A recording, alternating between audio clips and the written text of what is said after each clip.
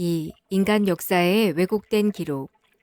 인간의 본질을 이해하기 위한 총체적 관이 하늘과 땅과 사람의 역사에서 비롯되어야 함에도 인간의 역사만을 바라본 부분적 관은 역사의 가장 큰 맹점이다. 그런데 관찰 범위를 인간의 역사만으로 한정한다 해도 사실로서의 역사와 기록으로서의 역사가 서로 일치하지 않기에 더 큰 문제를 낳는다. 역사의 기록에서 찾을 수 있는 진실은 최소의 경우 30%, 최대의 경우라 해도 70%를 넘기 어렵다. 이처럼 역사가 왜곡될 수밖에 없는 이유는 다음과 같다. 방가로 1. 인간 기억의 한계.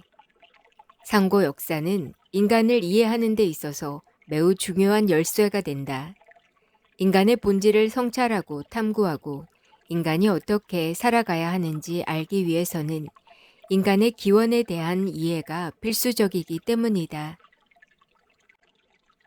그러나 지난 시간을 거슬러 올라간다면 현재로부터 먼 과거일수록 기억에서 사라질 수밖에 없다. 시간이 조금만 지나면 희미해지는 것이 인간의 기억이다. 예를 들어 인간은 살아온 자신의 삶도 온전하고 완전하게 기억해내지 못한다. 동시대로 국한시킨다 해도 자신이 살고 있는 시대의 역사를 총체적으로 인식하고 기억한다는 것은 거의 불가능하다. 그런데 어떻게 수천 년 전에 지나간 시간들을 원래 사실 그대로 기억하며 유지해낼 수 있겠는가? 상고 역사를 기억하지 못하는 인간은 어쩌면 가장 중요한 역사를 잃어버리고 살아왔는지 모른다. 그럼에도 다행인 것은 빛으로 저장된 무형의 기록이 내면 깊숙이 인간의 DNA와 영적인 차원으로 전승되어 내려오고 있다는 사실이다. 인간에게는 과거 지상의 역사와 함께 하늘에 대한 기억이 근본적으로 남아있다. 그것이 영성적 기억이다. 이러한 기억을 일깨울 수 있는 근본적 방법을 찾을 수 없다면 인간의 역사는 기억의 한계에 묶일 수밖에 없다. 방가로 2. 기록의 불완전성. 기억으로 전해 내려온 과거의 역사가 문자의 발명과 더불어 기록되기 시작한 것은 인류 역사의 큰 발전이었다. 그러나 그렇게 기록된 역사도 다음과 같은 한계점을 가질 수밖에 없었다. 첫째, 과거로 시간을 거슬러 올라갈수록 기록의 환경과 여건이 너무 열악했다.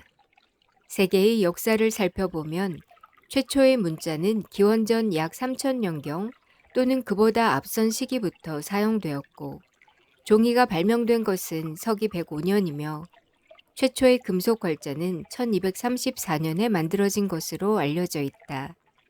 물론 이렇게 실증적으로 알려진 것 이전의 기록 도구들도 존재했다.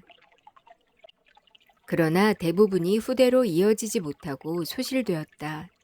인류의 기원이 10만 년 전으로 거슬러 올라가는 것을 감안하면 도구에 의한 기록은 후대에 만들어진 것으로 인류의 역사에 비해 그 탄생이 매우 늦었음을 알 수 있다. 둘째, 기록할 수 있는 능력을 가진 사람이 턱없이 부족했기 때문에 역사적 사실을 제대로 기록하기까지는 많은 시간이 걸렸다. 그렇게 흘러버린 시간 속에서 대부분의 역사는 소실되었고 또한 역사의 많은 부분이 구전되다가 나중에 문자로 기록되는 과정과 절차에서 상당 부분 왜곡되고 변질되었다. 셋째, 과거의 모든 사실이 역사서에 전해지는 것이 아니라 그중 일부만이 취사 선택되어 기록으로 남게 된다. 우리가 알고 있는 인류 역사의 대부분은 그 시대 주류와 승자의 시각에서 쓰인 기록들이다. 기득권자들은 자신의 불완전성을 감추고 권력의 정통성을 확보하기 위해 자기중심의 역사를 만들어갔다. 그래서 왕조가 바뀌거나 국시 및 사관이 획기적으로 변화하는 시기에는 전해 내려온 사료와 기록 등을 재해석하거나 의도적으로 훼손하는 일도 발생하였다. 넷째, 남겨진 기록조차 시간이 경과하는 가운데 전쟁, 재해 등으로 유실되었다. 끝으로 역사는 가시적으로 일어나는 유형적 사건을 중심으로 기록된다는 점이다. 유형의 역사 기록은 역사의 배경이 되는 이면의 무형적 흐름과 형국 및 그러한 결과를 만들어내기까지의 여러 과정과 절차가 생략되어 있으므로 역사에 대한 총체적 사실을 전하는 데에 있어 부족함이 클 수밖에 없다. 방가로 3. 인간의식 수준의 한계와 차이. 과거의 사가들이 어떠한 의도 없이 있는 그대로의 사실을 전하고자 해도 저마다 받아들이는 의식인식 습관의 차이가 있기 때문에 같은 이야기를 들어도 전하는 내용은 사람마다 다르다. 각자 이해한 것이 다르기 때문이다. 그래서 해석도 제각각일 수밖에 없다. 2000년에서 2500여 년 전 지상에 내려온 성현들의 가르침이 각기 다른 종파와 문파로 갈라져 나간 이유가 여기에 있다. 스승이 설파한 경지를 자신 스스로 체득 체험 체감하지 못하고 언어로만 이해한 상태에서 기록한 경우가 허다했으며 아예 잘못 이해하여 왜곡되게 기록하는 경우도 많았다. 또한 동일한 의식 수준이라 해도 인간이 가지는 이해관계의 다양성으로 인해 내용의 파악이 달라진다. 예를 들어 경쟁 관계에 있는 두 나라가 회담 후 내놓는 발표문을 보면 그 의미와 성과에 대한 평가가 각기 판이하게 다른 것이 현실이다. 이처럼 동일한 사안과 상황, 환경과 여건, 흐름과 형국도 자신이 지닌 의식 수준과 처한 입장에 따라 각자 다르게 받아들일 수밖에 없는 것이 인간의식이다. 반과로4. 현재의식으로 과거를 바라보는 오류. 우리가 또 한 가지 간과하기 쉬운 사실은 역사를 바라볼 때 현재의 가치관과 관점, 그리고 의식인식 습관으로 과거를 이해하려는 것이다. 2000년 전의 역사적 사실을 이해하기 위해서는 2000년 전 당시 사람들의 가치관과 관점, 그리고 의식인식 습관이 전제되어야 한다.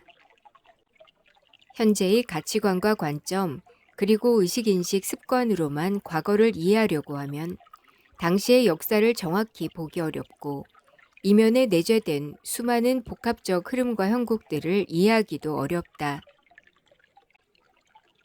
예를 들면 평등을 중요하게 생각하는 현대인들은 고대의 계급제도를 비인간적인 것으로만 판단하는 경향이 있다.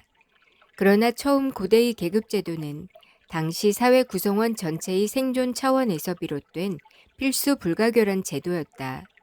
기술, 정치력, 청동, 철기, 제조 기술력을 가진 엘리트 계층을 보호하고 우대하는 것은 집단 전체를 위한 가장 효율적인 생존의 방법 방식 방편이었다.